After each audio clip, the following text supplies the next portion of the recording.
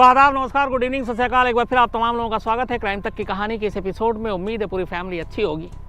एक पुरानी तो जय हिंद गाइस एक नई इंटरेस्टिंग स्टोरी आपके लिए लेके आ चुका हूँ। तो चलिए सबसे पहले अपन स्टोरी को स्टार्ट कर लेते हैं। कहावत है, बल्कि कहावत नहीं, ये एक आजमाया हुआ नुस्खा भी है। जितने भी क्राइम सीन के एक्सपर्ट्स हैं, चाहे वो देश के हों दुनिया के हों, एक बात उनमें बड़ा कॉमन है और ऐसे कई केस हैं जो इसकी वजह से सुलझे हैं। एक मुझे याद है अमेरिका के सीरियल किलर की कहानी थी, मैंने इसी क्राइम तक के एपिसोड में आपको सुनाई है। उसमें भी ये चीज़ थी। कहते हैं जब भी कोई क्राइम होता है, ख़ास तौर पर कोई कत्ल या मर्डर, तो कातिल एक बार उस सीन पर लौटता ज़रूर है जिस जगह उसने कत्ल किया या जिस जगह उसने लाश छुपाई।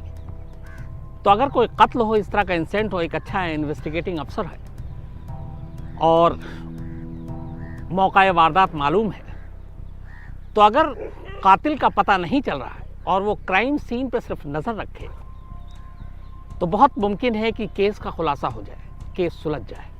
ऐसा कई बार हुआ है, क्योंकि ये कई केस में हुआ है कि कातिल कत्ल के बाद जहां उसने लाश छुपाई है या दफनाई है या जलाई है या जो भी किया है, उस जगह पे जाता ज़रूर है ये देखने के लिए कि वहाँ पे क्या है। जिस जगह उसने किया वो सीन कितना चेंज हुआ, पुलिस वहाँ पे क्या कर रही है, क्या इन्वेस्टिगेट कर रही है। तो ऐसे मौके पे कई बार ये भी होता है कि बहुत भीड़ होती है, लोगों का जमावड़ा है, तब उस भीड़ में भी वो कातिल हो सकता है। अब पुलिस का काम है कि उस भीड़ से उस कातिल को ढूंढे और पहचाने और निकाले। इसका भी बड़ा आसान तरीका है। अगर कातिल नोन है जिसका कत्ल हुआ है, तो उस भीड़ में शामिल वो नोन जाने पहचाने लोगों में से कौन कौन है, अगर आप उसको शॉर्ट लिस्ट करते हैं, या फिर ये कि उस भीड़ में सारे ही पड़ोसी हैं और नोन है, रिश्तेदार हैं, अपने जानने वाले हैं, और उनमें एक कोई अनजान शख्स है, तो भी बात बन सकती है। तो कहने का मतलब ये है कि अगर क्राइम सीन पर एक कातिल बार बार लौट कर आता है, और ये ज़्यादातर केसेस में होता है, तो यहाँ से आपको क्लू मिल सकता है, यहाँ से आपको सबूत मिल सकते हैं, यहाँ से आपको कातिल भी मिल सकता है। ये सारी चीज़ें मैं इसलिए कह रहा हूँ कि आज जो मैं कहानी आपको सुनाने जा रहा हूँ, ये दिल्ली की एक कत्ल की कहानी, एक किडनैपिंग की कहानी है। और इस कत्ल में भी ऐसे ही होता है। कत्ल होता है एक 10 साल के बच्चे का। कातिल उस बच्चे का कत्ल करने के बाद उसे ले जाकर एक तालाब में उसकी लाश को फेंक देता है। लेकिन पूरी रात फिर उसे बेचैनी होती है कि पता नहीं लाश दिख जाएगी, पकड़ा जाऊंगा, क्या होगा। अगले दिन वो वापस क्राइम सीन पे जाता है और तब देखता है कि लाश तालाब के किनारे है। चूँकि जंगल के करीब वो नदी थी, बहुत कम लोग जाते थे, तो उसे बड़ा डर लगता है। वो फिर उस लाश को बाहर निकालता है और झाड़ी में छुपाता है और जाता है नज़दीक के एक पेट्रोल पंप पर। वहाँ से पेट्रोल ख़रीदता है, वापस आता है और अब लाश को जलाकर सबूत मिटाने की कोशिश करता है। लेकिन चूँकि नदी में रहने की वजह से लाश गीली थी, फूली हुई थी, कपड़े गीले थे और पेट्रोल कम था, तो लाश पूरी तरह से जल नहीं पाती। वो घबरा जाता है। फिर उस लाश को वो वहीं पे एक नदी किनारे पत्थर हटाकर उसके नीचे छुपा देता है और वापस चला जाता है। तो पहले कत्ल के वक्त वो मौका वारदात पर गया, दूसरी बार वो कत्ल के बाद लाश की क्या हालत है देखने के लिए गया। लेकिन दूसरी रात भी पत्थर में छुपाने के बाद भी उसे इत्मीनान नहीं हुआ। उसे लगा कि कहीं पकड़ा ना जाऊं। तीसरी बार, लगातार तीसरे दिन वो फिर क्राइम सीन पर पहुंचता है, मौका वारदात पर। और इस बार वो जाने के बाद देखता है कि पत्थर के नीचे लाश है, लेकिन उसके दिल में चोर था, लगा कि पकड़ा जाऊंगा। तो वो फिर पत्थर के नीचे से उस लाश को निकालता है। कपड़े वपड़े जले नहीं थे। फिर उन कपड़ों में उसी लाश को लपेटता है और इस बार वो खुद नदी में उतरता है और ले जाकर नदी के बीच में उस लाश को नीचे फेंक देता है। तो 3 दिन एक कातिल क्राइम सीन पर पहुंचा। ये कहानी का एक पार्ट। अब पूरी कहानी क्या है? कहानी दिल्ली की है। एक महिला इसी नवंबर के आखिरी हफ्ते में एक पुलिस स्टेशन में जाकर रिपोर्ट लिखाती है कि उसका 10 साल का बच्चा गायब है। वो घर से सामान लेने के लिए दुकान में गया था और अभी तक लौटा नहीं है। पुलिस पूरे मामले की तफ्तीश करती है, इन्वेस्टिगेट करती है और पता करने की कोशिश करती है कि वो बच्चा है कहाँ। लेकिन बच्चा मिलता नहीं है। तमाम रिश्तेदारों को ढूंढा जाता है, उनके घरों पे जाकर दोस्तों से पूछा जाता है जिनके साथ वो खेलता था, 10 साल का मासूम। लेकिन कोई सुराग नहीं मिलता। तब पुलिस फिर बच्चे के किडनैपिंग का मामला दर्ज कर लेती है। जब जांच शुरू होती है तो पता चलता है कि इस महिला की शादी हुई थी काफ़ी पहले, उसके बाद पति से अनबन हो गई पति के साथ झगड़ा हुआ, मामला अदालत में गया, फिर दोनों ने डिवोर्स के लिए पिटीशन डाला और दोनों में तलाक हो गया। तलाक के बाद मामला बच्चे का आया, क्योंकि इकलौता बेटा था 10 साल का, तो माँ बाप दोनों इसकी कस्टडी चाहते थे। अदालत ने फिलहाल माँ के पास बच्चे की कस्टडी दे दी और बाप को भी ये इजाज़त दे दी कि वो महीने में कुछ दिन, फलाने दिन, इतने घंटों के लिए अपने बेटे से मिल सकता है। तो अदालत के हुक्म के हिसाब से जो भी मुकर्रर था दिन, उस दिन बाप जाता, अपने बेटे को अपने साथ ले जाता, घुमाता फिराता, खिलाता पिलाता, फिर वापस माँ के पास छोड़ देता। अब पुलिस को फैमिली बैकग्राउंड पूरी तफ्तीश में पता चल गई। इसके बाद ये भी पता चला माँ बाप के बीच में रिश्ते अच्छे थे नहीं, तभी तो तलाक हुआ। तो कहीं ऐसा तो नहीं कि बच्चे की कस्टडी माँ के पास थी तो बाप ही कातिल है, क्योंकि शक की सुई हर तरफ घूम रही थी। अब पुलिस ने उस बच्चे के बाप की निगरानी शुरू कर दी, पता करना शुरू किया कि इसका मूवमेंट क्या है पिछले कुछ दिनों में, खासतौर पर जिस दिन बच्चा गायब हुआ उस दिन वो कहाँ था। तो उसके मोबाइल के ज़रिए, मोबाइल के लोकेशन के ज़रिए ये पता चला कि जहाँ से बच्चा गायब हुआ वहाँ से कई किलोमीटर दूर उसका लोकेशन है और वो उस इलाके में आया ही नहीं। बाकी चश्मदीदों से भी पूछा गया कि उस रात वो कहाँ था, शाम से कहाँ था, दोपहर से कहाँ था। तो वो सारी चीज़ें, सारे बयान ये गवाही दे रहे थे कि बाप का इसमें कोई रोल नहीं है, क्योंकि वो बच्चे के पास था ही नहीं। लेकिन फिर ये हुआ कि बाप हो सकता है, अगर उसका हाथ है तो अपने किसी दोस्त, किसी गुर्गे, किसी सुपारी के ज़रिए अपने बेटे को किडनैप करवाए, उसका कत्ल करवाए। लेकिन फिर ये है कि बाप कैसे अपने बेटे को कत्ल करवा सकता है, जो कि उसकी कस्टडी चाहता है, अपने पास रखना चाहता है। लेकिन दुनिया में ऐसे बहुत सारे क्राइम हुए हैं जब माँ बाप ने भी कत्ल कराया, बच्चों ने तो कराया ही। मैंने कई बार जो कहा है कि ऐसा कोई भी रिश्ता नहीं है जो जुर्म की दुनिया में अछूता रहा हो किसी क्राइम से। तो बाप के जो जितने दोस्त, जानकार, उनके मोबाइल के कॉल डिटेल, इन सब के ज़रिए फिर खंगाला गया, लेकिन फिर भी कोई सबूत, कोई जवाब, कोई चीज़ सामने हाथ नहीं है। बच्चे को पुलिस ढूंढ रही है, बच्चे का कोई सुराग नहीं मिल रहा है, दिन बीतते जा रहे हैं। इसी दौरान में हार कर अब पुलिस ने तय किया कि बच्चे की माँ की तरफ ध्यान दिया जाए, जिसकी कस्टडी में बच्चा था और जो खुद रिपोर्ट लिखाने आई है कि ये मामला है क्या, इसकी माँ की फिर पड़ताल की जाए, ज़िंदगी में झांका जाए। तब उस माँ की पड़ताल शुरू हुई। तो माँ की पूरी कहानी जो सामने आई पुलिस के सामने तफ्तीश में, वो ये आई कि जो माँ है, इसकी शादी जब हुई तो घर वालों की मर्जी से हुई। घर वालों ने रिश्ता तय किया, अरेंज मैरिज। लेकिन बाद में पति के कुछ नेचर और पत्नी दोनों के बीच में अनबन और फिर अनबन तलाक तक बात पहुंची। लेकिन बाकी ऐसी कोई चीज़ नहीं थी जिससे माँ पे शक किया जाए। लेकिन पूछताछ और तफ्तीश के दौरान एक कैरेक्टर और उभर कर अचानक आता है। एक शख्स था जिसका नाम बिट्टू था। बिट्टू इस बच्चे की माँ का बचपन का दोस्त था। जिस मोहल्ले में वो रहती थी वो भी वहीं रहता था और दोनों में अच्छी खासी दोस्ती थी। दोनों ने पढ़ाई लिखाई भी साथ की। लेकिन फिर बाद में शादी हो गई, बिट्टू की नहीं हुई। धीरे धीरे बिट्टू को अब पुलिस ने ज़ीरो इन किया और उसके दोस्तों के ज़रिए पता करना शुरू किया, लेकिन कोई सुराग हाथ में नहीं आया। यहाँ तक कि इधर माँ बच्चे को ढूंढ रही है और चूंकि बचपन का दोस्त है तो बिट्टू भी लगातार ढूंढ रही है। बल्कि माँ जब पुलिस स्टेशन में भी पहुँचती कि मेरे बच्चे का कुछ सुराग मिला तो साथ में बिट्टू भी है। तो बिट्टू भी उस माँ के साथ बराबर उसके इस बुरे वक्त में साथ में है और ढूंढ रहा है उस 10 साल के बच्चे को। पुलिस ने भी देखा, कई बार वो खुद थाने आया बिट्टू अपडेट लेने के लिए माँ के साथ, और इधर उधर जहाँ जहाँ उसको जो भी पता चलता वो वहाँ जाके ढूंढता। तो पुलिस को लगा कि नहीं, इसका भी कोई मतलब नहीं है। तफ्तीश जारी थी, कोई सुराग सबूत मिल नहीं रहा था।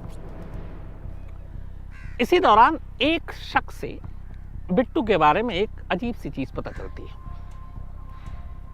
पुलिस उसके ऊपर और ज़्यादा जानकारी हासिल करती है और उस जानकारी को और ज़्यादा हासिल करने के लिए अब उस बच्चे की माँ से भी पूछताछ ज़रूरी थी। तो आखिरकार पुलिस उस बच्चे की माँ के पास जाकर अब बिट्टू के बारे में सवाल करती है। पुलिस पूछती है कि आप क्या है, कैसे दोस्त हो क्या?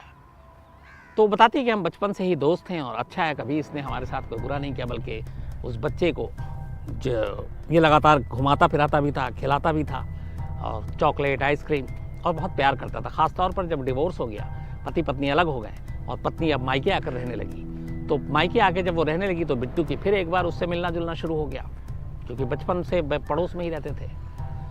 तो उस बच्चे को भी वो बड़ा प्यार करता था, बच्चे को अपने साथ ले आता, घुमाता फिराता। एक चीज़ लेकिन पूछताछ में उस माँ ने पुलिस वाले को जो बताया, उसके बाद पुलिस के जांच की दिशा बदल गई। माँ ने कहा कि हाँ, इधर जब डिवोर्स हुआ और मैं मायके आके रहने लगी तो बिट्टू बहुत केयर करता था। एक दिन उसने कहा कि अब तुम्हारी तलाक हो गया, तुम्हारा बेटा है, पूरी ज़िंदगी पड़ी है, तुम मुझसे शादी कर लो। तो उसने बिट्टू को समझाया कि ऐसा नहीं हो सकता, मैं तुमसे शादी नहीं कर सकती। उसने बोला ये बात हुई थी। फिर पुलिस ने उससे पूछा माँ से, क्या बचपन से कभी उसने तुमसे इजहार मोहब्बत कि प्यार करता हूँ, मुझे शादी करना चाहता हूँ? तो उसने कहा नहीं, ऐसा कभी नहीं कहा, लेकिन हाँ कई बार मुझे लगा कि शायद उसका मेरे प्रति कुछ सॉफ्ट कॉर्नर है। अब ये बात जब सामने आई पुलिस की, तो फिर पुलिस ने बिट्टू के ऊपर ही पूरा फोकस डाल दिया, बिट्टू के मूवमेंट पे नज़र रखने लगी। अच्छा, जहाँ से बिट्टू गायब हुआ उस इलाके में कहीं भी सीसीटीवी फुटेज में कोई ऐसी चीज़ मिली नहीं, ना सीसीटीवी फुटेज जहाँ जहाँ मेन जगह की थी वो भी नहीं दिखाई दे रही थी। तो वो अजीब एक मुश्किल परेशानी थी। बिट्टू के अब मोबाइल को पुलिस ने ट्रेस किया और सर्विलांस पे लगाया। तो बिट्टू का किसी ऐसे बैड एलिमेंट्स, क्रिमिनल, उन सब के साथ कोई बातचीत नहीं, बड़ा ही नॉर्मल लाइफ उसकी। लेकिन इत्तेफाक से एक चीज़ जो मिली वो पुलिस के लिए थोड़ा आगे बढ़ने के लिए काफ़ी थी। जिस दिन ये बच्चा गायब हुआ उस दिन बिट्टू के मोबाइल का लोकेशन उसी जगह पे था। अब लेकिन इससे कुछ साबित नहीं हो सकता, इसलिए कि वो बच्चा और उसकी माँ जहाँ रहती थी वही पड़ोस में बिट्टू का भी घर है, बचपन से साथ रहे हैं, पड़ोसी हैं। तो लोकेशन तो कहीं और का हो नहीं सकता। तो अपने इलाके में, अपने मोहल्ले में, अपने घर में अगर है तो फिर उसमें शक की कोई गुंजाइश बचती नहीं है। तो पुलिस को लगा कि इस लोकेशन के बलबूते पे कुछ नहीं हो सकता। फिर भी पुलिस ने बिट्टू को अपनी नज़रों से ओझल नहीं होने दिया और उसकी हरकतों पे नज़र रखनी शुरू की। पुलिसिंग में और इन्वेस्टिगेशन में कुछ चीज़ें बड़ी मायने रखती हैं। एक, आपके पास सबूत नहीं है, शक है, लेकिन खाली शक से काम नहीं होगा, क्योंकि शक के बाद आपको सबूत हासिल करने हैं। तो उसमें आपको जिसके ऊपर शक है उसके बॉडी लैंग्वेज बहुत कुछ कह जाते हैं। बॉडी लैंग्वेज को पढ़ने की ज़रूरत होती है और ये कई केस में हुआ है। अब इस केस में भी शक, चूँकि लोकेशन सेम है, लेकिन साथ में ये भी कि उसका भी वही इलाका है, जहाँ पे वो दुकान में गया वहाँ का भी लोकेशन ठीक है, लेकिन मोबाइल टावर में वही रेंज आ रहा है। पुलिस की टीम ने अब बिट्टू के बॉडी लैंग्वेज को पढ़ना शुरू किया और उस बॉडी लैंग्वेज के हिसाब से उसके मोहल्ले और उसके जानकारों से बातचीत करनी शुरू की। तो पता चला कि जब से वो बच्चा गायब हुआ है तब से उसके बर्ताव, बिहेवियर में थोड़ी सी तब्दीली आई है। कभी डरा रहता है, कभी सहमा रहता है, कभी उदास रहता है, कभी घबराया रहता है। तो कुछ ने ये भी कहा कि चूंकि उस बच्चे और उसकी माँ के साथ उसका बड़ा लगाव रहा है, यहाँ तक कि वो शादी करना चाहता था, तो उसकी गुमशुदगी की वजह से माँ परेशान है, तो शायद वो भी परेशान है। अब यहाँ पे भी पुलिस फंस गई कि ये भी हो सकता है, क्योंकि एक बच्चा गायब है, इतने दिन हो गए, पता नहीं उसके साथ क्या हो। तो खाली ये कि वो बॉडी लैंग्वेज और बर्ताव में कुछ दिनों में जब से बच्चा गायब है उसकी तब्दीली आ गई है, इस बिना पे उसे कातिल नहीं ठहरा सकते। उधर और भी कई एंगल पे पुलिस अपनी तफ्तीश जारी रखे हुई थी, लेकिन कोई सबूत, कोई सुराग मिल नहीं रहा था। आखिर में पता नहीं क्यों पुलिस टीम को लगा कि इकलौती कड़ी यही है बिट्टू, जो इस कत्ल की गुत्थी को सुलझा सकता है, या कत्ल की नहीं बल्कि उस वक्त तक तो यह है कि बच्चे की गुमशुदगी की गुत्थी को सुलझा सकता है। पुलिस ने एक रिस्क लिया और बिट्टू को बुला लिया पुलिस स्टेशन। उससे घंटों पूछताछ की। पहले तो बिट्टू को यही लगा कि चूंकि वो खुद अपडेट लेने के लिए थाने के चक्कर काट रहा, तो उससे कुछ जानकारी फैमिली की, बाकी चीज़ें निकालना चाह रही। लेकिन धीरे धीरे जब सवाल सीधे सीधे बिट्टू के ऊपर आने लगे तो फिर वो घबराया, लेकिन फिर भी वो बताता रहा कि नहीं, मुझे नहीं मालूम है। लेकिन फिर पुलिस ने अपना तरीका आजमाया और पहली बार पुलिस ने उसके सामने कुछ सर्विलांस के नाम पे झूठ भी बोला, जो अब तक ये था कि तुम्हारा लोकेशन तो वही है, लेकिन लोकेशन उसका वहीं होना चाहिए क्योंकि वो वहीं रहता था। लेकिन पुलिस ने कहा कि जब वो जिस वक्त जहाँ से गायब हुआ, तुम्हारे मोबाइल के लोकेशन से हमें पता चल गया कि तुम उसके साथ थे। अब उसे इतनी ज़्यादा गहराई में टेक्नोलॉजी, सर्विलांस, इन सब की जानकारी नहीं थी। पुलिस ने जिस तरीके से उससे बात की और कन्विंस किया, वो घबरा गया और उसे लग गया कि पुलिस को शायद सब पता चल गया। इसके बाद फिर बिट्टू टूट गया और उसने कहा हाँ। फिर उसने कहा चलिए मेरे साथ। उसके बाद वो पुलिस टीम को अपने साथ जंगल ले जाता है। जंगल के किनारे वो नदी थी, वहाँ ले जाता है और उस नदी में एक फूली हुई सड़ी गली लाश बरामद होती है। उस लाश की शिनाख्त उसकी माँ अपने बच्चे के तौर पे करती है और तब ये केस खुलता है कि इस बच्चे का नाम शुभम था, बल्कि शिवम 10 साल की उम्र थी। तो फिर बिट्टू से पूरी कहानी अब पुलिस सुनना चाहती थी कि एक 10 साल के मासूम को इस तरह उसने कत्ल क्यों किया। फिर उसने कहानी सुनाई। उसने कहा कि वो बचपन से शिवम की माँ से प्यार करता था, दोनों एक साथ रहते थे, एक ही मोहल्ले में रहते थे। वो उससे शादी करना चाहता था, लेकिन उसके घर वाले, बच्चे की माँ के घर वाले इस रिश्ते के लिए तैयार नहीं थे और उन्होंने इस रिश्ते को मानने से इनकार कर दिया कि तुम्हारे से शादी नहीं होगी। और फिर उन्होंने अपनी बेटी के लिए कहीं और लड़का ढूंढना शुरू किया और आखिरकार में एक लड़का मिला और उससे उसकी शादी हो गई। शादी के बाद कुछ साल तक दोनों खुशहाल थे, लेकिन फिर मियाँ बीवी में झगड़ा होने लगा। बात अदालत में पहुंची, बात तलाक तक पहुंची। दोनों में तलाक हो गया, लेकिन तब तक शिवम पैदा हो चुका था। उसके बाद धीरे धीरे फिर शिवम की कस्टडी के लिए माँ बाप में झगड़ा हुआ। कोर्ट का फैसला आया, माँ के पास शिवम को रखने की इजाज़त दी गई, बाप को कभी कभी मिलने की इजाज़त दी गई। तो जब शादी हो गई तब बिट्टू ने कहा कि उसने उम्मीद छोड़ दी, फिर उसने अपनी ज़िंदगी बितानी शुरू कर दी। पर उसने तब तक शादी नहीं की थी क्योंकि वो उसे अपने दिल से निकाल नहीं पाया था। और उसका ये था कि अब कुछ दिनों के बाद शायद वो अपनी ज़िंदगी बसा लेगा। लेकिन इसी दौरान कहानी में करवट ये आती है कि जिससे वो शादी करना चाहता था, उसकी शादी हो चुकी थी, लेकिन फिर तलाक भी हो गया। तलाक के बाद बिट्टू की फिर एक उम्मीद जगती है कि अब तलाक हो गया, एक बच्चा भी है, तो क्या होगा, अब हो सकता है वो शादी कर ले। और इसीलिए उसने उस बच्चे की माँ से जाके फिर से एक बार कहा था कि तुम मुझसे शादी कर लो। जब उसने मना किया तब बिट्टू ने बताया कि उसने इसलिए मना किया, उसने कहा कि मैं तुमसे नहीं कर सकती, मेरा एक बेटा भी है, अब सारी जिम्मेदारी इसकी मेरे ऊपर है और मैं इसे पालूंगी पोसूंगी। यही बात बिट्टू के दिमाग में घर कर गई। उसे लगा कि इस शिवम की वजह से उसकी माँ उससे शादी नहीं कर रही है। अगर शिवम ना हो तो वो बिल्कुल अकेली हो जाएगी और फिर से वो नई ज़िंदगी शुरू कर सकती है उसके साथ शादी करके। बस इसी एक चीज़ ने, उस बच्चे की माँ से शादी करने की ज़िद ने उसको शिवम के कत्ल करने का आइडिया दिया। और ये आइडिया उसने बताया पुलिस को कि एक क्राइम शो देख कर आया था कि कैसे किडनैप करना है, कैसे कत्ल करना है, कैसे लाश छुपानी है। तो ये सारी चीज़ें एक क्राइम शो देख के ज़रिए उसके दिमाग में आया और उसी शो के देखकर उसने सारा ये साजिश रची। जिस दिन का ये वाक़या है, नवंबर इसी महीने लास्ट, शिवम अपने घर के बाहर था। वो उसे ले गया, पहले से चूँकि जानता था। उसने कहा चलो तुमको आइसक्रीम खिलाते हैं, और उसके बाद वो उसको बस में बिठाकर वहाँ से दूर ले गया और फिर उसको खिलौने और कपड़े दिलाने के नाम पर दूसरी बस से उतरकर एक जंगल के किनारे ले गया और वहाँ ले जाकर उसने अपने गमछे से उसका गला घोटा। गला घोटने के बाद लाश को नदी में फेंक दी और फिर घर चला आया। इधर माँ परेशान थी कि शिवम घर नहीं लौटाया। वो उसके साथ हमदर्दी जताने लगा और माँ के साथ शिवम को ढूंढने इधर उधर घर घर गया। फिर जब पुलिस स्टेशन में रिपोर्ट लिखाने में आ गई तो साथ में पुलिस स्टेशन भी गया और ये सारी चीज़ें एक तरफ खोजबीन करता रहा। और अगले दिन फिर माँ खोज पे निकली और इसने भी कहा मैं शिवम को ढूंढने जा रहा हूँ। लेकिन ये पहुँचा उस सीन पर जहाँ इसने कत्ल किया था।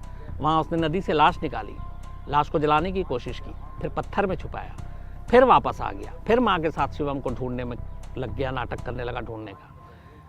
तीसरा दिन आया, तीसरे दिन भी माँ को के साथ ये शिवम को एक तरफ ढूंढता रहा और फिर चुपके से निकल गया उसी जगह पे, उसी नदी में गया और फिर उसने उस लाश को पत्थर से निकाला और इस बार कपड़े में लपेट कर फिर से उसको नदी में डाल दिया। फिर वापस आया, फिर शिवम को ढूंढने लगा और ये सिलसिला कई दिन तक चलता रहा।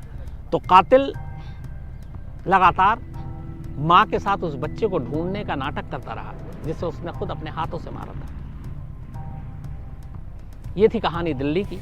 तो गाइज उम्मीद करता हूँ अपने ये वाली स्टोरी आपको बहुत ही अच्छी लगी होगी। और गाइज मैं आपको बता दूं कि अपने इस चैनल पर रियल स्टोरी पे केवल और केवल आपको इंटरेस्टिंग स्टोरियाँ ही सुनने को मिलती हैं, क्योंकि मैं यहाँ पे ऑल ओवर द वर्ल्ड जो सर्चेबल, जो सबसे ज़्यादा डिमांडिंग इंटरेस्टिंग स्टोरियाँ होती हैं वही यहाँ पे सर्च करके आपके लिए लेके आता हूँ। तो मैं आपको बता दूं कि अगर इंटरेस्टिंग स्टोरी आपको सुननी अच्छी लगती हैं तो आप यहाँ पे बिल्कुल बने रहें, सब्सक्राइब करके रखें। मिलते हैं एक नई इंटरेस्टिंग स्टोरी के साथ में, तब तक के लिए जय हिंद।